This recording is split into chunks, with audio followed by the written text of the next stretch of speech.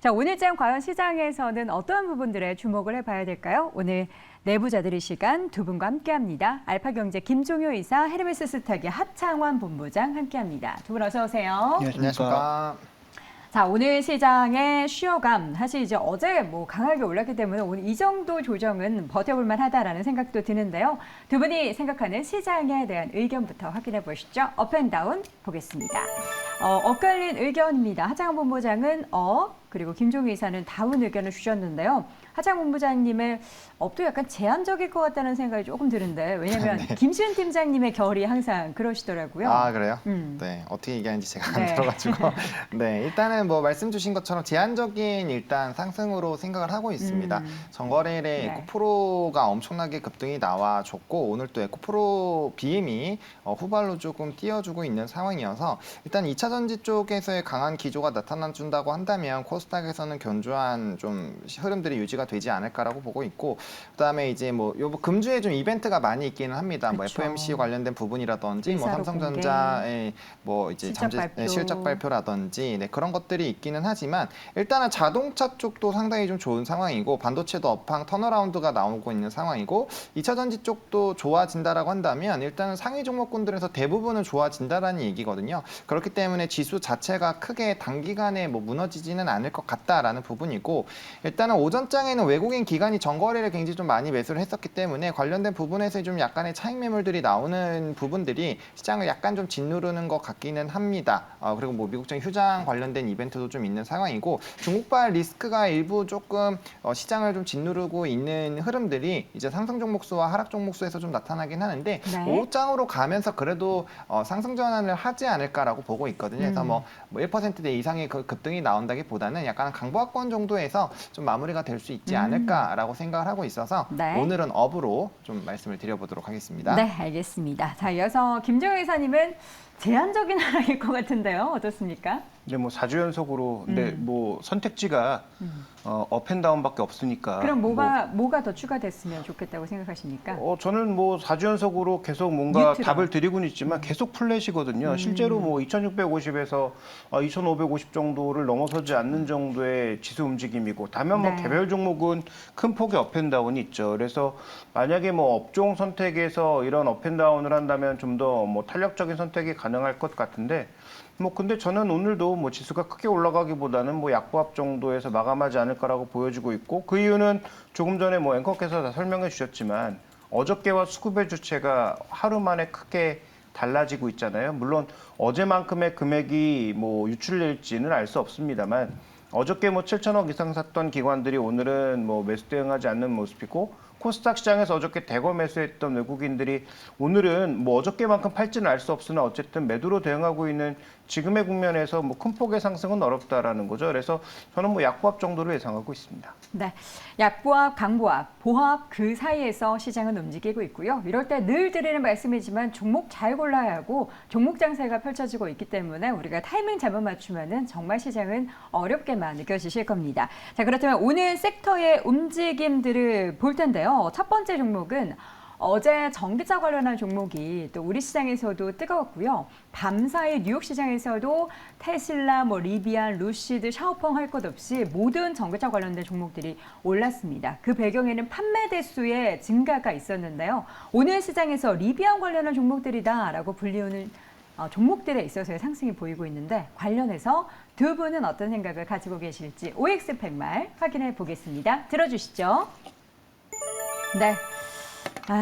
X 의견 김이 싹 빠져버렸습니다. 물론 오늘 2차 전지 얘기할 수 있었지만 어제 또 너무나 많이 했고 다른 방송에서도 많이 했기 때문에 저희는 리비안으로 한번 축소를 해봤는데, 두 분 모두 X 의견. 일단 오늘 관련 종목들이 좀 올랐다가 빠진 종목도 있어요. 오늘 상승의 배경은 판매 대수 얘기도 있지만 유럽 쪽으로의 수출 얘기도 좀 있는 것 같은데.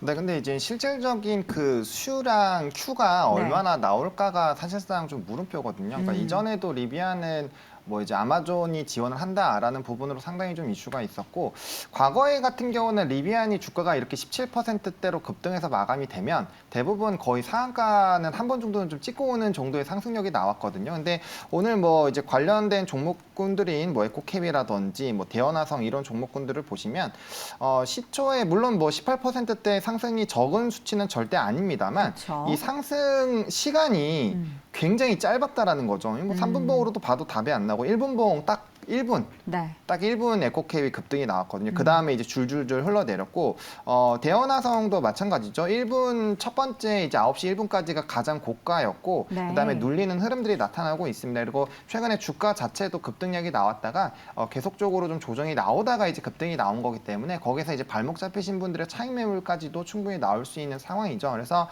사실상 이런 리비안 쪽으로 굳이 포커스를 두시기보다는 저는 그냥 현대기아 중점의 이런 1차 벤더들에 대한 종목군들을 보시는 게 더 낫지 않을까라고 보고 있고, 그런 종목군들은 지금 52주 신고가고 오늘도 좀 급등력이 나오고 있는 상황이거든요. 그래서 네. 차라리 그쪽이 조금 더 이제 이 실적의 캐파라든지 현대기아의 Q 증가에 따른 이런 수혜를 받을 수 있기 때문에 굳이 자동차 쪽에서 부품주들을 본다라고 한다면 그쪽 포커스로 조금 더 강력하게 시세가 분출이 될 수 있는 쪽, 52주 신고가에서 매물대가 크게 없는 쪽으로의 시선을 돌리는 게 더 낫지 않을까라고 정리를 드리겠습니다. 네, 오히려 다른 쪽 투자할 게 많다. 관련 종목들은 너무 급등락이 단기간에 나타났다라는 부분이고요. 리비안 관련주 사실 뭐 리비안이 그렇게 생산 대수도 많지 않고 시장에서 차지하는 파이가 그렇게 크지 않은 상황에서 예전에는 뭐 테슬라의 대항마다 뭐 이런 얘기까지 사실 초반에 있었는데 지금은 굉장히 또 멀리 떨어져 있죠. 네, 일단 뭐 생산량 자체가 시장이 원하는 만큼 만들지 못하고 네. 있으니까요. 이제 그게 가장 큰 문제라고 봐야 되겠고, 차 자체만 평가하고 봤을 때는 굉장히 좋은 차다. 가격도 합리적이다. 좀 얘기 좀 해주세요. 어떤 차인지 궁금해요. 일단 R1T라고 해서 지금 그 라이트 트럭 같은 형태의 이제 트럭인데 미국 네. 시장에서 가장 많이 팔리는 그런 형태의 차인 거죠. 좋아하는, 그들이 선호하는. 그래서 지금 뭐 시장에서 나왔을 때는 외부 업체와 협력해서 뭐 키친 세트라든지 굉장히 다양한 그 레저 활동을 할 수 있는 그런 세트들을 만들어서 실제로 그 완성도가 굉장히 높다는 평가가 나오고 있고요.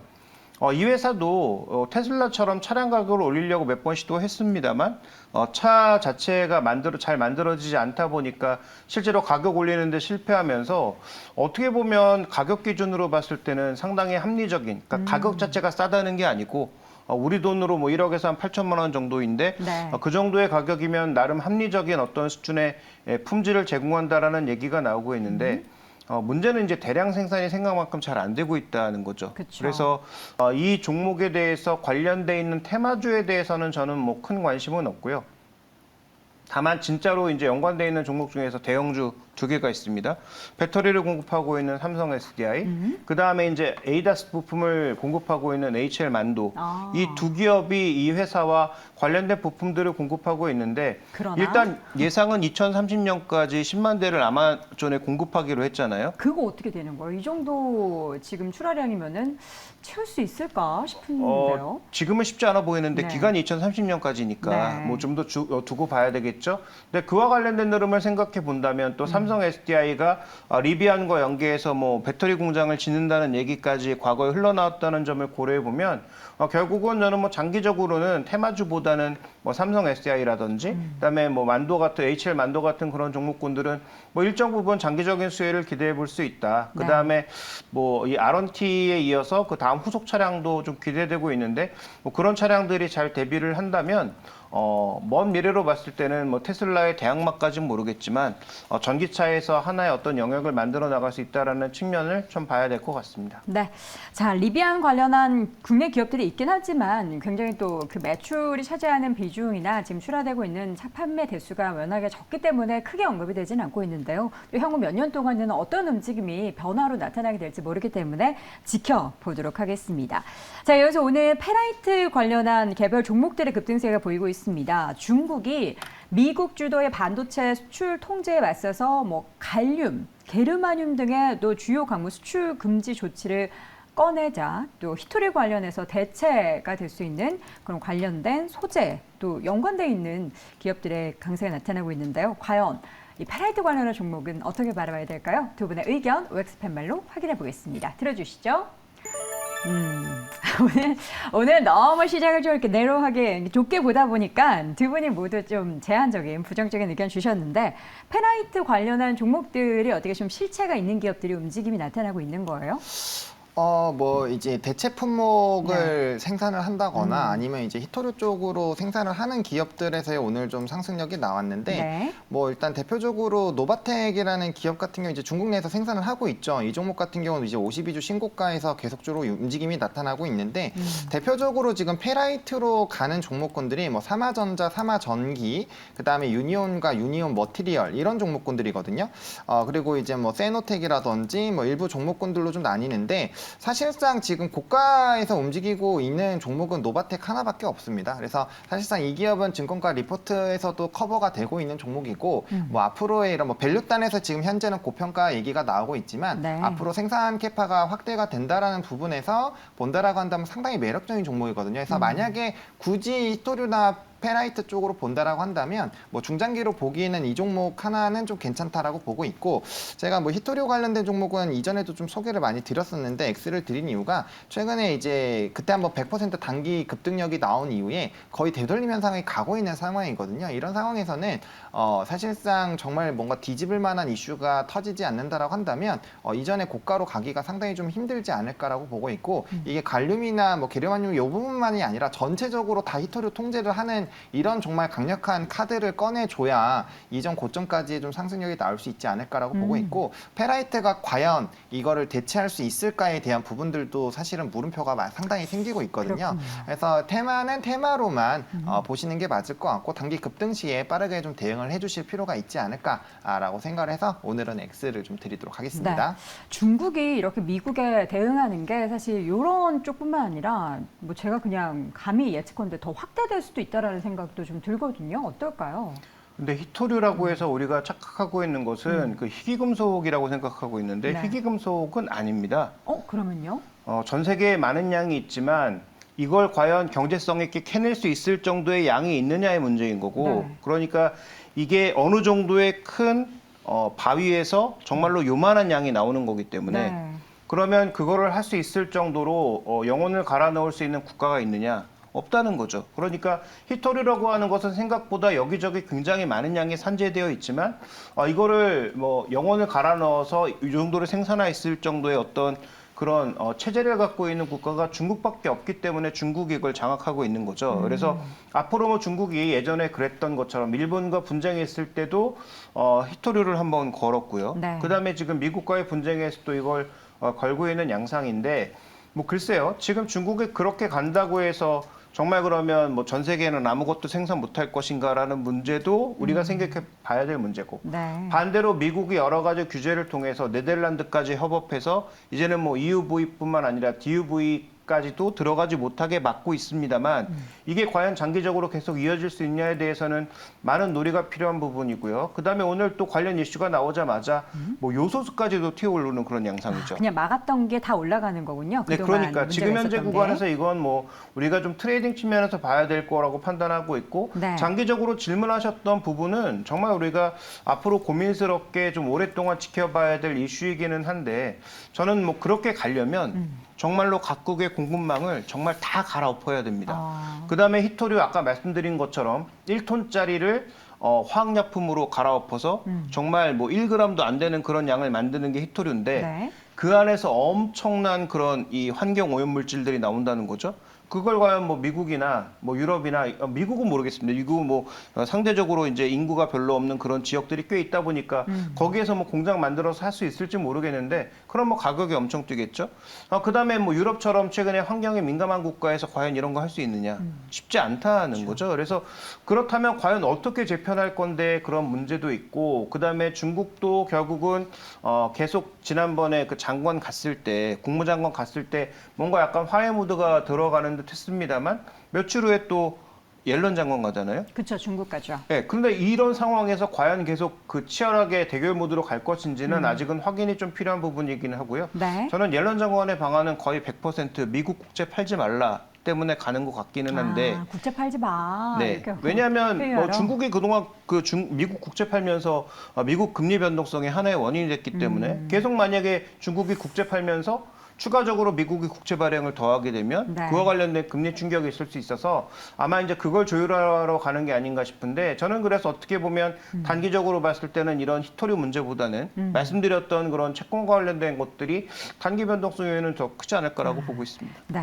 페라이트로 촉발된 다양한 관련한 쟁점에 대해서는 우리가 한 번쯤 생각해 볼 필요가 있을 것 같은데 사실 이 문제는 어제 오늘 일이 아니고 앞으로도 지속될 부분이기 때문에 테마성으로 움직임이 나타날 수는 있겠지만 정말 이 기업이 관련한 기업인지 연관도가 어느 정도 있는지도 여러분들이 좀 꼼꼼하게 따져보셔야 될 것 같습니다. 자, 이어지는 섹터는 저희가 이제 오늘 2차 전지를 쪼갰거든요. 앞서서 뭐 리비안 관련한 종목들 이야기도 했지만 이번에는 LFP 배터리 이야기를 해보겠습니다. 앞서서 이야기했었던 리비안 같은 경우에도 전체 모든 차량의 배터리를 LFP로 전환하겠다라는 소식도 있었고요. 미국 배터리 업계에서도 LFP 대규모 투자 소식도 있었습니다. 관련한 종목들이 오늘 핫한 이유가 궁금한데요. 일단 두 분의 의견부터 확인해 보겠습니다. OX 팻말 들어주세요. 네, 이번에는 O 의견입니다. LFP 얘기가 참 많습니다. 간단하게 LFP, 짧게 아주 쉽게 설명한다면 뭐 3원계보다 가격이 싸다. 가격이 싸다. 네, 뭐 그걸로 그냥 정리가 가능하지 네. 않을까 싶거든요. 사실상 이제 LFP를 이제 공부를 좀 해보시면은 또 나트륨 배터리 쪽에 대한 좀 물음표가 생길 수 있거든요. 그래서 사실상 두 가지를 동시에 봐야 된다라고 생각을 하고 있는데 일단 나트륨 배터리 쪽은 중국 쪽에서 좀 폭발적인 어쨌든 성장이 나오고 있는 상황이어서 이게 과연 LFP를 또 대체를 할 것이냐는 일단 좀 생각을 해봐야 됩니다. 근데 일단은 그 이제 나트륨 배터리 쪽을 빼놓고 3원계랑 비교를 해봤을 때는 일단 가격적인 메리트가 상당히 있기 때문에 사실상 테슬라가 지금 가격 인하로 진입을 하고 있는 상황이고 Q단이 상당히 늘어나고 있기 때문에 이거는 치킨 게임으로 넘어간다라고 생각을 해야 될 것 같고요. 산업의 성장을 하게 됐을 땐 당연히 이제 제품에 대한 경쟁력이 강화가 되게 되고 거기에서는 이제 뭐 제품의 이런 이 능력치는 높아지지만 가격 자체는 톤 다운을 해야 되는 그런 상황이죠. 그래서 이 치킨 게임에서의 좀 진행을 하게 된다라고 한다면 아무래도 3원계보다는 또 LFP 관련된 부분에서의 좀 부각이 될 수 있지 않을까라고 보고 있고 과거부터 이 LFP는 또 이제 테마로서도 계속적으로 형성이 되어 있고 네. 관련된 기업들이 사실상 실적이 은근슬쩍 잘 나오는 기업들이 꽤 있거든요. 그래서 충분히 또 펀더멘털 상으로도 투자가 가능하다라고 보고 있어서 네. 일단 긍정적인 의견 드리도록 하겠습니다. 사실 LFP 같은 경우에는 뭐 중국의 저가형 전기차에 들어가는 어떻게 보면은 뭐 가격도 싸지만 그만큼 기능, 성능에 있어서도 좀 떨어진다라는 인식이 많아서 우리나라 같은 경우에는 3원계 쪽에 많이 집중을 했는데 이제는 약간 달라진 것 같아요. LFP 쪽에 있어서도 기술적인 진화가 나타나서 우리나라 기업들도 지금 이제 막 뛰어들고 있다고 하는데 어쨌든 속도에 있어서는 약간 다른 중국 기업들과 좀 격차가 있을 것 같은데 괜찮을까요? 일단 용도의 문제죠. 일단 뭐 자동차에 쓰이는 것은 뭐 3원계가 여러 가지에서 우위를 차지하고 있다라는 것은 뭐 주제의 사실이고 이건 변할 수 없는 사실이고 네. 다만 뭐 LFP도 뭐 기술 개발이 되면서 3원계가 많이 쫓아오고 있지만 어쨌든 3원계를 쫓아오고 있는 거지 3원계를 넘어서는 건 아니거든요. 그다음에 LFP는 뭐 가장 쉽게 말씀드리면 그 물질이 다른 거죠. 구하기 쉬운 철과 인으로 이 배터리를 구성하는 것이기 때문에 재생은 안 되지만 재활용은 안 되지만 어쨌든 굉장히 쉽게 구할 수 있어서 가격 싸게 만들 수 있다라는 그런 강점 때문에 네. 중국이 그동안 강점을 가지고 가져왔는데 우리도 앞으로 뭐 ESS를 쓴다든지 그쵸. 어떤 다양한 그런 이 배터리 용도를 생각해 봤을 때 지금 이 3원계는 전 세계적 아무리 뭐 재활용을 한다고 하더라도 전 세계적으로 일단 이 금속 양이 제한되어 있는 데다가 이와 같은 것들을 생산하는 데 있어서는 분명히 한계가 있다. 그럼 용도별로 앞으로 전고체 전지가 개발돼도 그럼 전고체 전지가 가장 좋으니까 모든 전지를 전고체로 다 바꾸냐? 그럴 수 없다는 거죠. 전고체도 전고체 나름대로 쓰이고 3원계도 3원계 나름대로 쓰이고 각자 3원계 도생. 안에서도 9반반, 811, 523 이런 것들도 다 각각의 용도별로 알아서 쓰이고 LFP도 더 이제 좋은 쪽은 뭐 셀투팩을 통해서 더 밀도를 강화한 거는 또 다른 데 쓰이고 네. 기본적으로 ESS 같은 데는 뭐 큰 용량이 필요하지 어떤 강한 부스트가 필요하지 않은 데는 기본적인 LFP 같은 그런 배터리들을 우리도 생산해 낼 수밖에 없는 거죠. 그래서 자동차도 앞으로 용도가 다양해질 거고 그다음에 이제 뭐 기본적으로 들어가는 여러 가지 우리들이 타고 다니는 모빌리티에는 이미 LFP가 들어가고 있잖아요. 네. 그러니까 그런 측면에서 봤을 때 저는 앞으로 우리나라에서도 LFP 쪽에 신경을 쓸 수밖에 없고 개발할 수밖에 없다 이렇게 봐야 할 것 같습니다. 그렇다면 배터리 이 세부적으로 뭔가 분야가 많이 쪼개지게 되면은 관련해서 그 배터리 기업들은 이것도 하고 저것도 하고 이래야 되는지 아니면은 확실하게 한 곳만 파야 되는지가 좀 걱정이 될 텐데 지금 우리나라 기업은 이제 막 LFP에 진입한 대기업들은 뭐 어떤 전략을 펼쳐야지 좋을지 고민이 좀 될 것 같은데요. 근데 지금 벌써 LG엔솔 같은 경우는 네. 시제품을 만들어내고 있는 상황이기 때문에 네. 뭐 물론 중국과 나왔을 때 뭐 품질이라든지 이런 것들을 비교해볼 필요가 있겠지만 실제로 삼원계를 만들어서 CATL도 삼원계를 만들죠. 네. 근데 같은 삼원계를 만들었을 때도 우리가 비교적 품질이 높기 때문에 LFP를 우리가 늦게 시작했다고 해서 과연 네. 중국보다 품질이 낮을까? 그 부분에 대해서는 조금 저는 아닐 거라고 판단하고 있고요. 그런 차원에서 이 대형주들의 움직임은 최근 LG엔솔을 중심으로 빠르게 전개되고 있고 SK온도 이와 관련된 움직임을 빠르게 보이고 있다. 이렇게 봐야 될 것 같습니다. 말씀해 주신 김에 그러면 관련한 우리 LFP 쪽에 있어서의 탑픽을 대형주 중에서 꼽아본다면 이사님은 어떤 종목 보십니까? 근데 결국 이것도 앞으로 많은 투자가 필요하고 돈이 많이 들어가야 되는 상황이기 때문에 뭐 중소형주도 좋겠지만 네. 저는 대형주 중에서 뭐 가장 이제 점유율도 크게 가져가고 있고 실제로 돈도 벌고 있고 나름대로 캐펙스 능력도 쌓아가고 있는 LG엔솔을 일단 봐야 되지 않느냐라고 보고 있습니다. 네, LG 에너지 솔루션 하나 확인해 봤고요.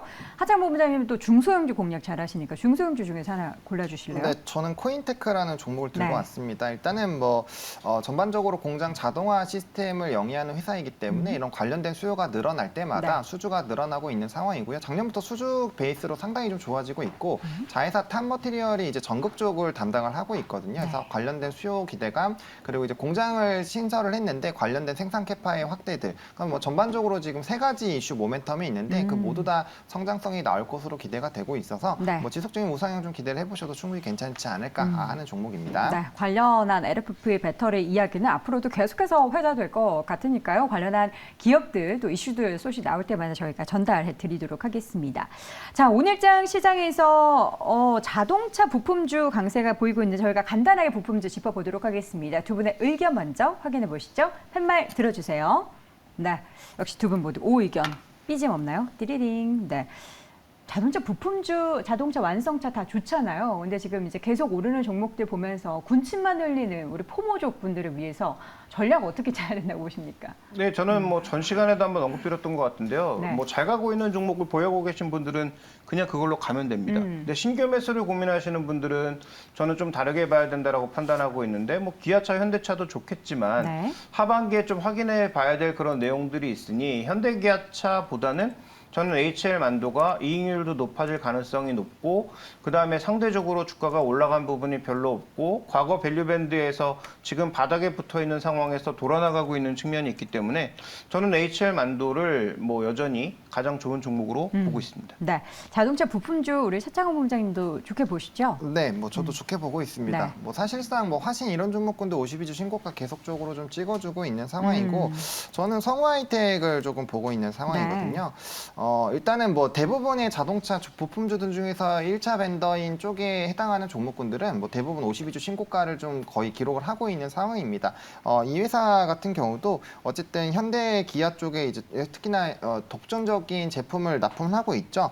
범퍼레일 부분을 좀 독점적으로 하고 있기 때문에 최근에 이제 현대와 기아 쪽에서 큐단이 상당히 좀 늘어나고 있기 때문에 거기에 따른 좀 직접적인 수혜를 받지 않을까라고 보고 있고 미국 지역에서의 이런 기아의 공장 증설에 따른 좀 수혜도 같이 받을 수 있는 기업이기 때문에 충분히 전고 좀 돌파하면서 우상향 기조가 나타날 수 있지 않을까라고 네. 생각을 하고 있습니다. 부품주 이야기 나온 김에 우리 하창한 본부장의 그 히든 섹터가 오늘 자동차 부품주라는 거 힌트 드리는데요. 두 분의 오늘 히든 섹터 바로 한번 그럼 공개해 보도록 하겠습니다.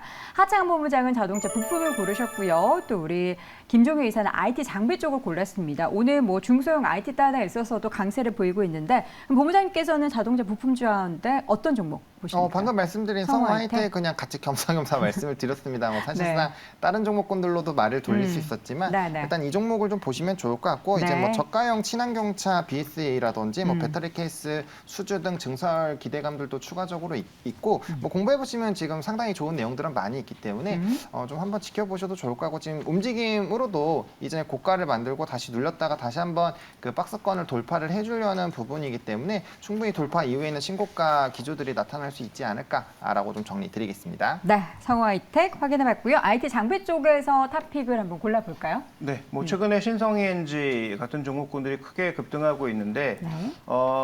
이 신성ENG라고 하는 종목은 아시는 것처럼 클린룸, 네, 그 다음에 2차전지 쪽에서는 드라이룸, 뭐 이런 것들을 만드는 기업이죠. 이거 하면 그 다음에 뭐 해야 되죠?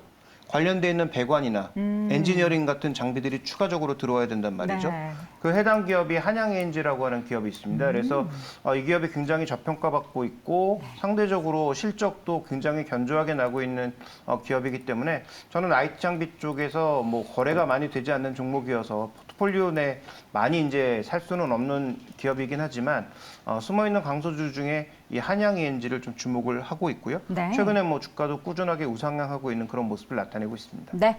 자, 이렇게 해서 오늘장 전반적인 시장 분위기 그리고 탑픽 종목까지 확인을 해봤습니다. 내부자들 이 시간 헤르메스 스탁의 하창원 본부장, 알파경제 김종효 이사 함께했습니다. 고맙습니다. 감사합니다.